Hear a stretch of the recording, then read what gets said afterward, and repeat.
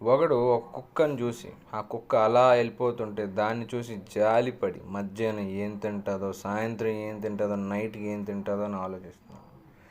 నాకు అర్థమైంది ఏంటంటే ఈడు కడుపు కాలింది కాబట్టే, ఆ కడుపు కాలిన విలువ తెలుసు కాబట్టి ఆ ఆకలి కుక్క ఆకలితో కంపేర్ చేసుకుంటున్నాడు. అదే వీడి కడుపు నిండా ఉండి ఆలోచించడానికి అవసరం లేనట్టు జీవితం ఉంటే, అది కుక్క, నేను మనిషిని, నేను ఇంట్లో ఉంటాను, అది రోడ్డు మీద ఉంటుంది, నేను ఇంట్లో పంట, అది రోడ్డు మీద పడుతుంది అని కంపారిజన్ వస్తుంది. సో ఒకటి గుర్తుపెట్టుకోండి, ప్రతి ఒక్కడు అవసరం కోసమే బ్రతుకుతాడు మన చుట్టూ.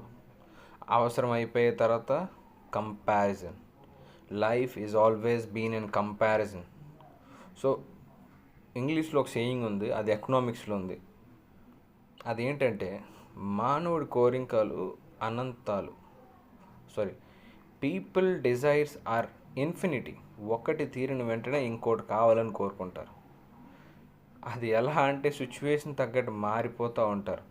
ఎప్పుడు ఎక్కువ తక్కువ, గొప్ప, రైటు రాంగ్ అని ఏమి ఉండదు. సిచ్యువేషన్స్ మాత్రమే గెలుస్తాయి.